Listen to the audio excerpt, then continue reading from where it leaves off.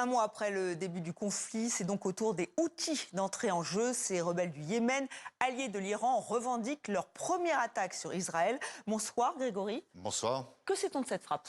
Alors, les Houthis parlent de plusieurs missiles balistiques tirés en direction d'Israël. C'est une distance d'environ 2000 km.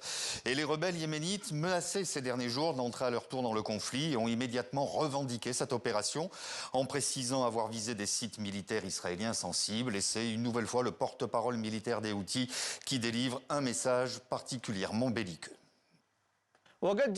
Cette opération a coïncidé avec les actions héroïques menées par nos frères Moudjahidines en Iran et par le Hezbollah au Liban.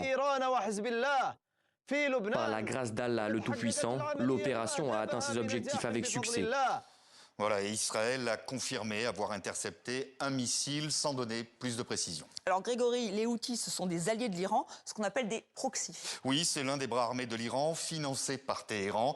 Ils font partie de ce que l'Iran a baptisé l'axe de la résistance, aux côtés du Hezbollah chiite libanais, du Hamas, ou bien encore de groupes armés pro-iraniens en Irak. C'est un mouvement militaire, politique et religieux qui a une longue tradition de guérilla. Il est réputé comme étant totalement imprévisible. Depuis 2014, avec l'aide de l'Iran, il contrôle une grande partie du Yémen, y compris la capitale, Sanaa. Alors c'est la première fois qu'ils interviennent depuis le début du conflit. Est-ce qu'ils ont un grand pouvoir de nuisance ? Alors il faut savoir que les Houthis sont très discrets sur l'état de leurs forces en présence. Ils disposeraient d'environ 200 000 combattants.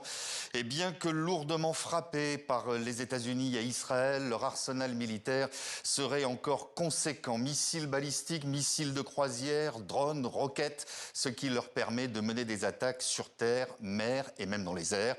De par leur position stratégique, ils ont la capacité de frapper tous les voisins du Golfe, ce qu'ils ont déjà fait par le passé. Oui, on se souvient qu'ils avaient pris pour cible des navires marchands. Oui, et vidéos à l'appui, comme celle-ci, où après le 7 octobre 2023, ils ont multiplié les attaques contre des navires en mer Rouge, affirmant soutenir les Palestiniens.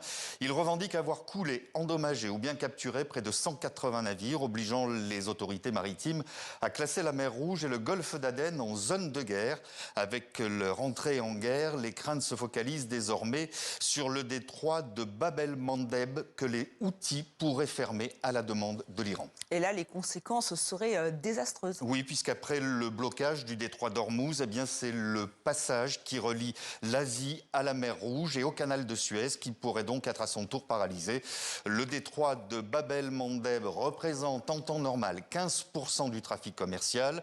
Il joue un rôle central dans l'acheminement du pétrole et du gaz des pays du Golfe vers l'Europe, à commencer par l'Arabie Saoudite, qui est le premier exportateur mondial. Il est aussi essentiel pour les containers remplis de produits asiatiques qui inondent l'Europe. Depuis 3 ans, son trafic est déjà réduit de moitié, mais un blocage total menacerait en premier lieu la sécurité alimentaire des pays de la Corne de l'Afrique. Merci Grégory pour ce décryptage.